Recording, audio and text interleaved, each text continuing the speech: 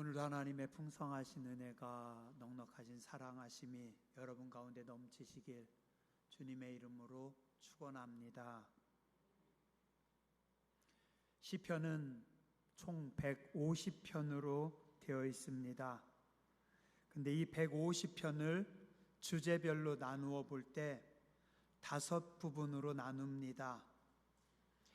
이스라엘 백성들이 모세 오경을 중요시 여기다 보니까 이 시편도 거기에 맞춰서 함께 나누어 편집을 했습니다. 모세 오경 중에 창세기, 출애굽기, 레위기, 민수기, 신명기, 여기에 맞춰서 시편 150편도 1, 2, 3, 4, 5로 나누었습니다. 신명기, 오늘 그래서 시편 107편은 그 5번째 5권의 시작입니다. 신명기하고 같이 갑니다. 신명기라고 하는 말의 뜻이 다시 기록된 말씀이다. 그래서 이스라엘 백성들이 하나님의 심판으로 나라가 망했다가 다시 해방된 후에 하나님께로 말씀으로 돌아가자라고 하는 주제를 가지고 기록한 말씀입니다. 그래서 시편 107편도 바벨론 포로에서 돌아오게 하심으로 이스라엘을 회복하게 하시는 하나님의 은혜를 찬양하는 시입니다.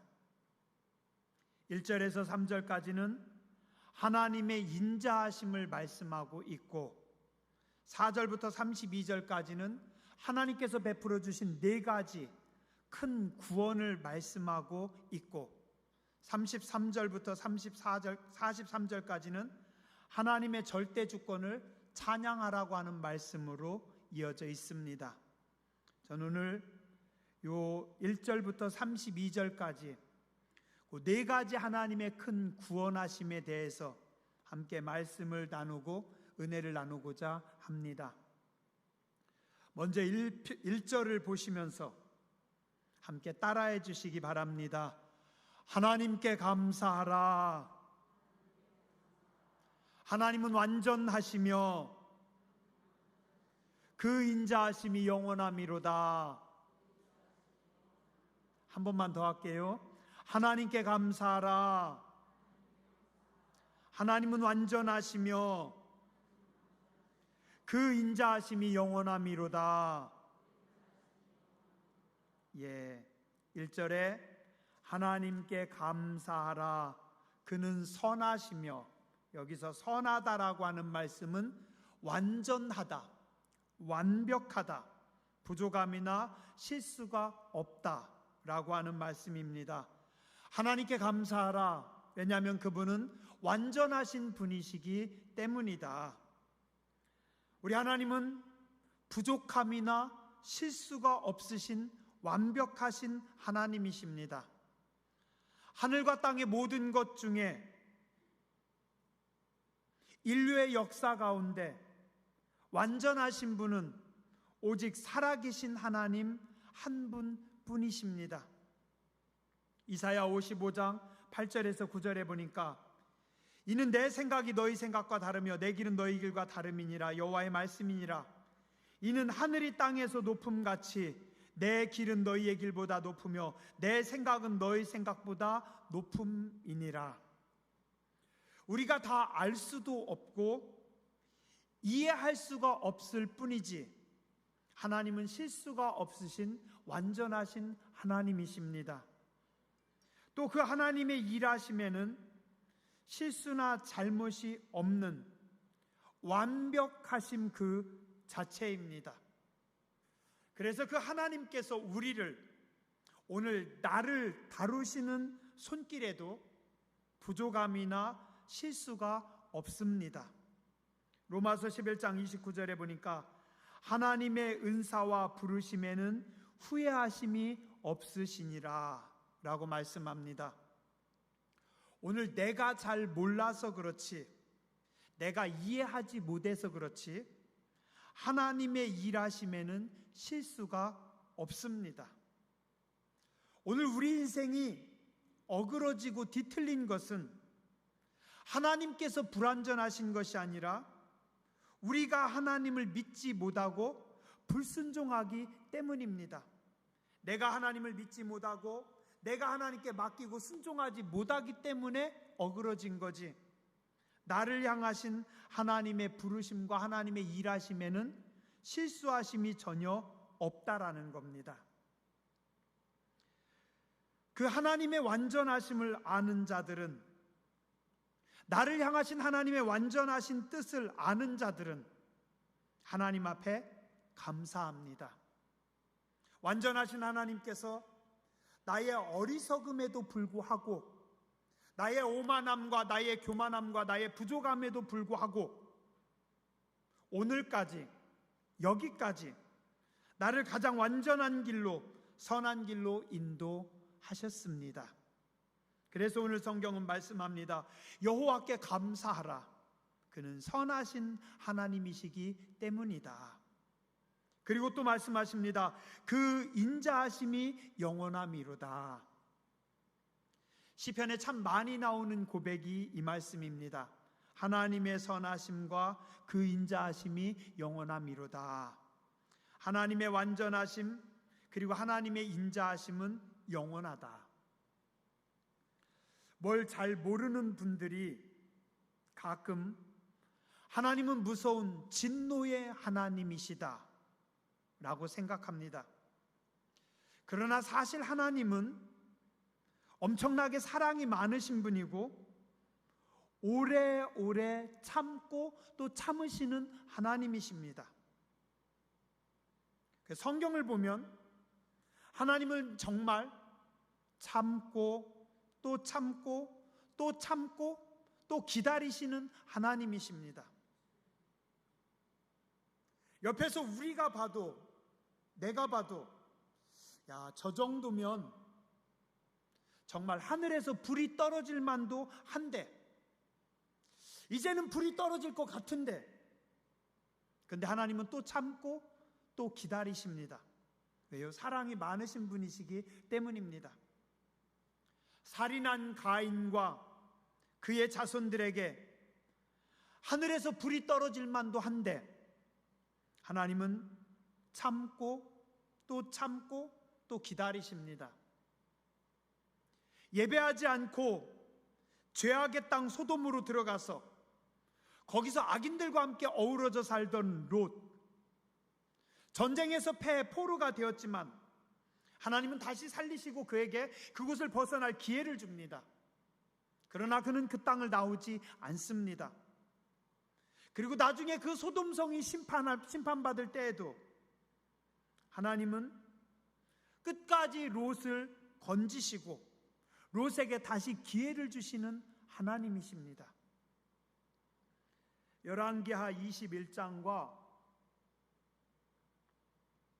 역대하 33장에 보면 이스라엘의 왕 중에 므낫세라고 하는 왕이 나옵니다. 이 왕은 어떤 왕이냐면 히스기야 왕의 아들입니다. 아버지 히스기야가 하나님의 말씀을 사랑하고 아꼈던 성군이었으니 그의 아들 므낫세도 하나님을 잘 섬기겠죠? 그런데 그와는 다르게 그는 하나님을 잘 섬기지 않는 악한 왕이었습니다. 12살의 왕이 되어 55년간 나라를 다스린 왕인데 아버지와는 정반대의 길로 걸어가는 악한 왕입니다. 그래서 열왕기하 21장 16절에 성경은 그에 대해서 이렇게 얘기합니다. 므낫세가 유다에게 범죄하게 하여 여호와께서 보시기에 악을 행한 것 외에도 또 무죄한 자의 피를 심히 많이 흘려 예루살렘 이 끝에서 저 끝까지 가득하게 하였더라. 하나님 앞에 범죄한 왕이었고 죄가 없는 사람들의 피를 너무 많이 흘려서 예루살렘 이 끝에서 예루살렘 저 끝까지 온통 피로 물들인 악한 왕이었다. 그래서 하나님께서 그의 군대가 아수르라고 하는 나라의 군대에 대패하게 합니다. 그리고 왕이 포로로 잡혀가서 아수르의 감옥에서 죽음을 기다리고 있습니다. 그런데 놀라운 것은 아수르의 포로로 잡혀간 왕이 그 감옥에서 하나님의 은혜를 깨닫습니다. 그리고 성경에 보니까 그가 크게 겸손하여 하나님께 기도했다. 어떻게 겸손했는지는 모르겠습니다. 금식하면서 기도했는지 어떻게 했는지 모르겠지만 성경에 기록하기를 크게 겸손하여 하나님 앞에 엎드렸더니 놀랍게도 하나님은 그 악한 왕을 용서하시고 그를 다시 고국으로 돌아와서 다시 왕으로 나라를 섬길 수 있는 기회를 주십니다. 가장 악한 심한 왕인 므낫세 왕에게도 그가 회개할 때 기회를 주신 하나님. 성경에 어디를 봐도 어떤 악한 자라도 하나님은 그가 회개하고 하나님 앞에 나오기만 하면 용서하시는 하나님. 정말 사랑이 많고 그 인자하심이 크신 하나님이십니다. 그래서 오늘 시편 기자는 말씀하고 있습니다. 여호와께 감사하라. 하나님은 선하신 하나님, 완전하신 하나님이시고 그 인자하심이 영원하신 하나님이시다. 2절과 3절에 보니까 여호와의 속량을 받은 자들은 이같이 말할지어다. 여호와께서 대적의 손에서 그들을 속량하사 동서남북 각 지방으로부터 모으셨도다. 이스라엘이 범죄해서 하나님을 거역함으로 심판을 받아서 완전히 망했는데 모든 나라 백성들이 다 바벨론의 포로로 잡혀가고 동서남북 사방으로 흩어졌는데 하나님께서 그들을 그곳에서 다시 속량하시고 그리고 하나님께서 그들을 다시 모으신다라고 성경은 말씀하고 있습니다. 그러면서 하나님께서 이스라엘 백성들에게 베푸신 4가지 놀라운 은혜와 기적을 말씀하고 있습니다. 첫 번째, 광야 사막길에서 방황하며 유리하던 이스라엘 백성들을 하나님께서 건지셨다. 4절과 5절에 보니까 그들이 광야 사막길에서 방황하며 거주할 성읍을 찾지 못하고 줄이고 목이 말라 그들의 영혼이 그들 안에서 피곤하였도다. 이 말씀은 이스라엘이 출애굽해서 가나안 땅을 향해 가던 그 옛날의 그 광야가 아니에요. 지금 바벨론의 포로로 잡혀서 살다가 해방을 맞이하여 다시 고국으로 돌아옵니다. 그런데 고국으로 돌아오는 그들 앞에 광야가 있고 사막이 있고 너무 험난한 길이 있어서 그들이 그곳으로 돌아오면서 지치고 힘들어 쓰러져 가고 있습니다. 6절에 이때 그들이 근심하여 여호와께 부르짖음에 그들의 고통에서 하나님께서 건지십니다. 7절에 보니 바른 길로 인도하시고 거주할 성읍에 이르게 하셨다. 그리고 8절에 말씀합니다. 여호와의 인자하심과 인생에게 행하신 기적으로 말미암아 하나님을 찬송할지로다.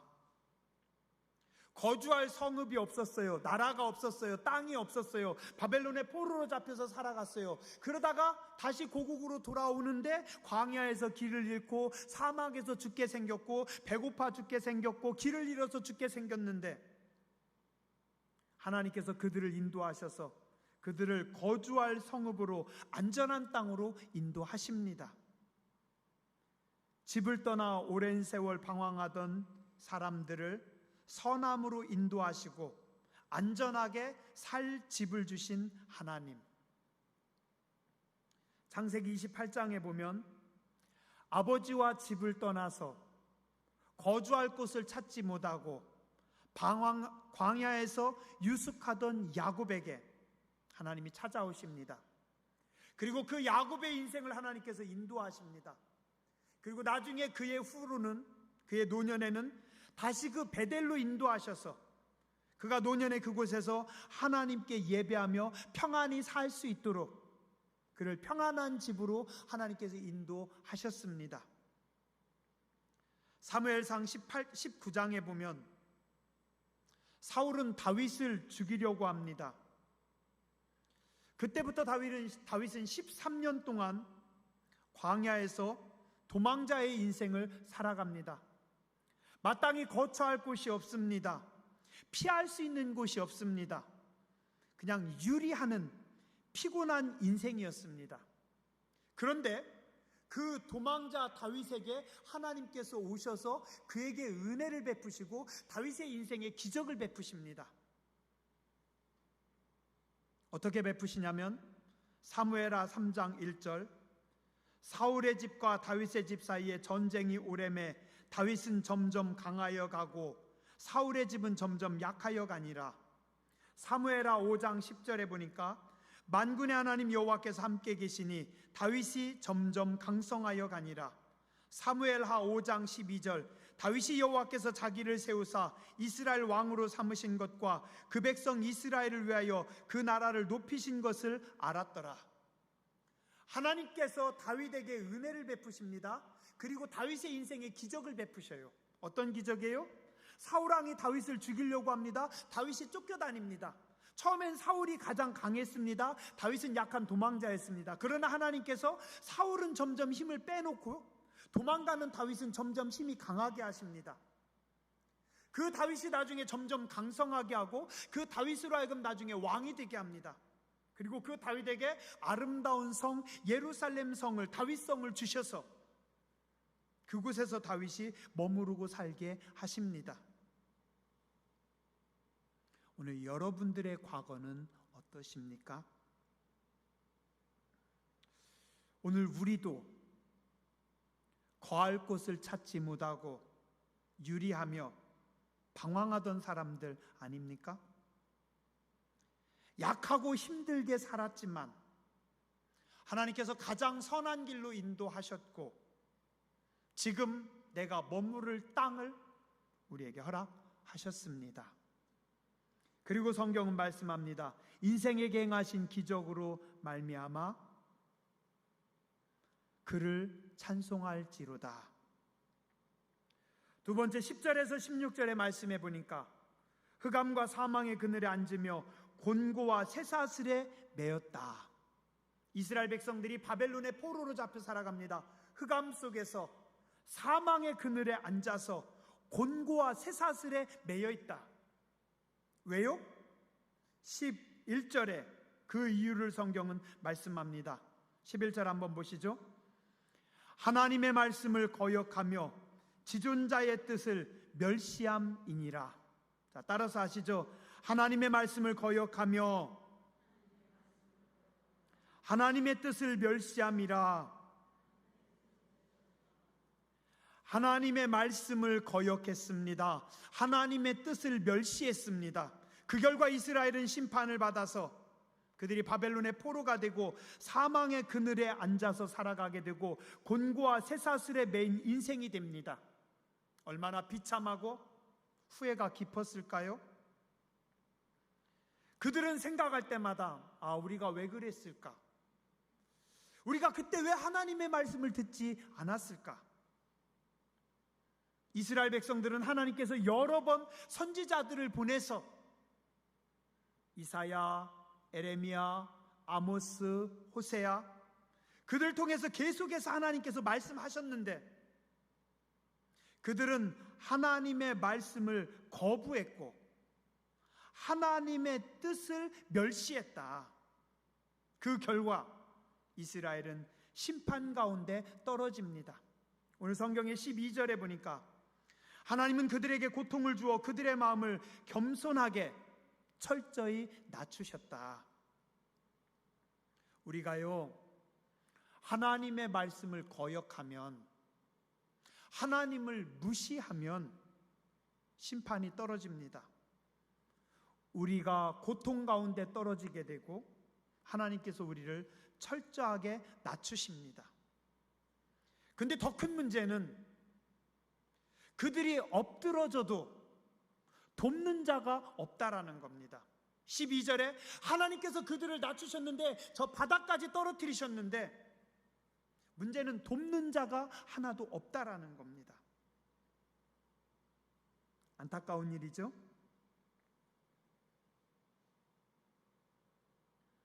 그런데 하나님께서 그의 인자하심과 인생에게 행하신 기적으로 말미암아 그들을 살리십니다. 어떻게 해요? 14절 흑암과 사망의 그늘에서 인도하여 내시고 그들의 얼거맨줄을 끊으셨도다. 16절 하나님께서 논문을 깨뜨리시며 새 빗장을 꺾으셨음이로다. 바벨론의 강한 군대를, 바벨론의 그 짓누르는 논문과 새 빗장을 하나님께서 꺾으셨다.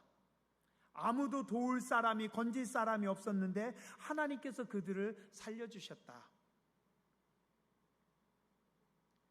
세 번째 하나님께서 베푸신 기적을 말씀하고 있습니다. 17절과 18절에 보니까 미련한 자들은 그들의 죄악의 길을 따르고 그들의 악을 범하기 때문에 고난을 받아 그들은 그들의 모든 음식물을 싫어하게 되어 사망의 문에 이르렀도다. 미련한 자들의 죄악 때문에, 그들의 악 때문에 하나님께 심판을 받아서 모든 음식물이 싫어졌다. 이 말은 뭐냐면 입맛이 없어서 음식물을 먹을 수가 없다라는 겁니다. 그들의 죄악 때문에 하나님이 심판하셔서 그들이 병에 걸려서 음식을 넘기지를 못하는 겁니다. 음식을 주심도 하나님의 축복이고 식욕이 넘침도 하나님께서 주신 복입니다. 그러나 몸이나 마음이 건강하지 못한 자들은 입맛이 없어서 먹는 것이 힘들게 됩니다. 얼마 전에 제가요, 항암 치료하는 어떤 장로님을 만난 적이 있습니다. 우리 집안에 사촌 형님 되시는 장로님인데요, 너무 맛이 없대요. 아무것도 먹기가 싫대요. 입에서 받지를 않는데요. 그리고 또 입안에 집어넣어도 속에서 다시 넘어온대요. 얼마나 힘드실까.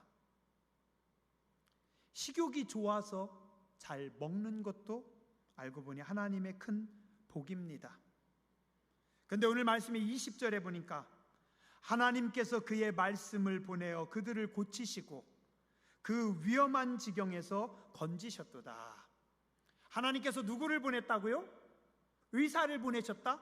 약사를 보내셨다? 아닙니다. 무엇을요? 하나님의 말씀을 보내어 그들을 고치셨다.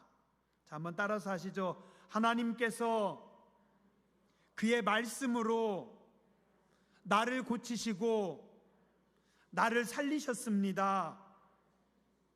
오늘 나의 병든 몸, 나의 마음, 나의 영혼을 치료하는 것은 살아계신 하나님의 말씀입니다.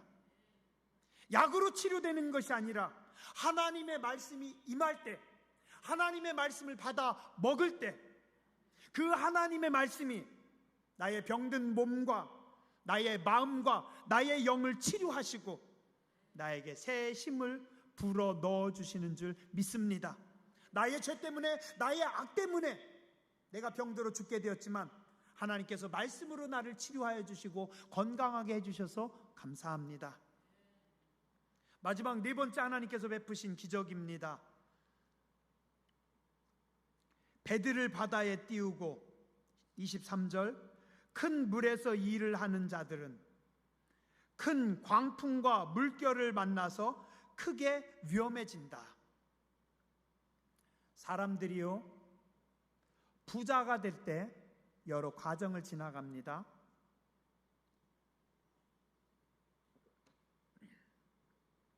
처음에는 조금씩 재산을 모아갑니다. 전략하고 근면하고 열심히 살아서 점점 재산을 늘립니다. 그러나 부지런함과 전략만으로는 큰 부자가 될 수 없습니다. 큰 부자가 되려면 어떻게 해야 돼요? 장사를 해야 됩니다. 그리고 또 장사를 하면서도 더 큰 부자가 되려면 바다를 건너 나라와 나라 사이에 무역을 해야 됩니다. 사람들이 점점 무역로를 개척하고 바다에 배를 띄우고 점점 큰 배로 무역을 확장해 나가며 그들의 재산을 늘려갑니다. 그런데 그러던 중에 그들의 삶 가운데 하나님께서 간섭하십니다. 시편 107편 23절에서 26절입니다. 배들을 바다에 띄우며 큰 물에서 일을 하는 자는 여호와께서 행하신 일들과 그의 기이한 일들을 깊은 바다에서 보나니. 하나님께서 어떤 일을 하셔요? 25절 여호와께서 명령하신즉 광풍이 일어나 바다 물결을 일으키는도다. 그들이 하늘로 솟구쳤다가 깊은 곳으로 내려가나니 그 위험 때문에 그들의 영혼이 녹는도다. 그들이 이리저리 구르며 취한 자같이 비틀거리니 그들의 모든 지각이 혼돈 속에 빠지는도다. 이 말씀이 뭐냐면요, 사람들이 자기들의 힘으로 부자가 된다라고 생각을 합니다. 자기들의 능력으로 큰 부자가 되고 성공하겠다. 그래서 열심히 무역을 하고 돈을 많이 벌어들여요. 근데 하나님께서 보시니까 저렇게 욕심부리다가 저렇게 돈만 추구하다가 저 인생 저러다 망하겠다. 그래서 하나님이 어떻게 하셔요?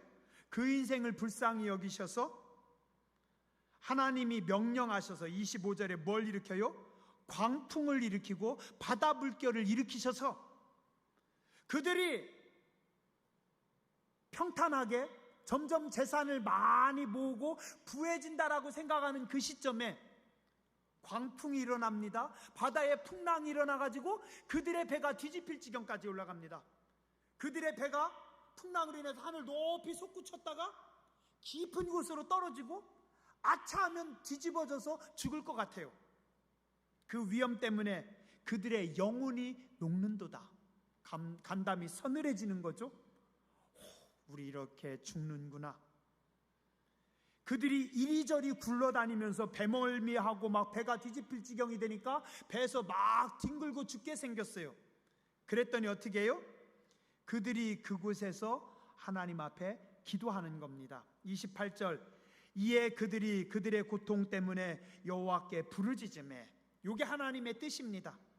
이놈들, 니네들 힘으로, 니네 노력으로, 너의 열심으로 한없이 부자가 되고 한없이 성공하고 한없이 네 맘대로 될 줄로 생각하냐? 하나님께서 그 영혼을 사랑하셔서 풍랑을 보내시고 그가 죽을 뻔한 위기에 처하니까 그때서 그 영혼이 녹아나고 간담이 서늘해지고 그때서 뒹굴면서 하나님한테 어떻게 해요? 하나님 잘못했어요. 하나님 살려주세요. 하나님께서 저희 좀 살려주셨으면 좋겠어요. 그랬더니 어떻게 해요? 그가 그들의 고통에서 그들을 인도하여 내시고 이제 하나님께서 광풍을 고요하게 하시고 물결도 잔잔하게 하시는도다. 그래서 그들이 바라던 항구로 인도하시는도다. 뭐예요? 너희의 물질의 주인이 살아계신 하나님이시고 성공의 주인이 하나님이시고 너희의 모든 풍요로움과 편안함의 주인이 살아계신 하나님이시다. 하나님 앞에 기도하고 하나님 앞에 예배하고 하나님 바라보며 살아가라는 하나님의 사랑의 메시지인 겁니다. 혹시 여러분들은 어떠세요? 성공하고 싶어서, 부자가 되고 싶어서 부지런히 열심히 살았습니다. 근데 내 뜻대로 되지 않을 때도 많았고 내 영혼이 녹아내리는 것 같은 큰 위기를 만났던 적도 있었습니다. 그러나 감사하게도 그때 우리가 하나님 앞에 부르짖을 때 넉넉하신 하나님의 은혜로 구원받았고 하나님께서 살려주셔서 오늘 나를 은혜의 항구로 갖다 놓으시고 오늘 내가 여기서 하나님 앞에 예배한다라는 겁니다. 그죠? 자, 그러니 그 여호와의 인자하심과 인생에게 행하신 기적으로 말미암아 어찌 하나님을 찬송하지 않겠습니까? 그렇죠? 오늘 우리도 그렇습니다. 광야 사막길에서 방황하며 유리하는 우리, 갈 길 못 찾아 헤매는 우리 인생들에게 평안한 안식처인 집을 주셨습니다. 흑암과 사망의 그늘에서 곤고와 쇠사슬에 매여서 죄악에 매여 죽어가는 우리에게 영원한 생명을 주셨습니다. 건강을 잃고 죽어가는 나에게 하나님께서 건강과 생명을 주셨습니다. 사업으로 인해서 내 힘으로 인생을 살려고 하다가 무너졌고 망할 뻔했었는데 하나님께서 나를 건져 주셨습니다. 오늘 우리는 하나님의 인자하심 때문에 사는 존재들입니다. 인생에게 행하신 하나님의 기적 때문에 우리가 지금 여기 살아 있는 겁니다. 알고 보니 우리가 살아온 모든 날들이 하나님의 기적이었고 하나님의 은혜였습니다. 또한 우리는 앞으로도 하나님의 인자하심과 하나님의 기적이 필요한 사람들입니다. 하나님의 인자하심과 인생에게 행하신 기적이 없다면 우리는 아무도 살 수 없고 존재할 수 없는 존재들입니다. 이스라엘을 구원하신 하나님은 오늘도 변함이 없으신 하나님이시고 오늘도 동일하신 하나님이시고 오늘 우리에게도 동일하게 역사하시는 하나님, 오늘 저와 여러분들에게도 동일하게 일하시고 역사하시는 하나님이십니다.